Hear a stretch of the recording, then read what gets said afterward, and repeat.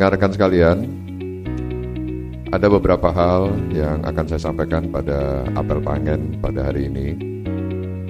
Yang pertama adalah ucapan terima kasih saya kepada seluruh rekan-rekan yang telah memimpin kesatuannya dengan sangat baik.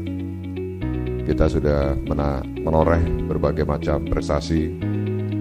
Pada tanggal 1 Februari kemarin, apel awal bulan yang saya tidak hadir, dipimpin oleh Bapak Wakapolda, kita memberikan penghargaan atas prestasi banyak perwira dan anggota.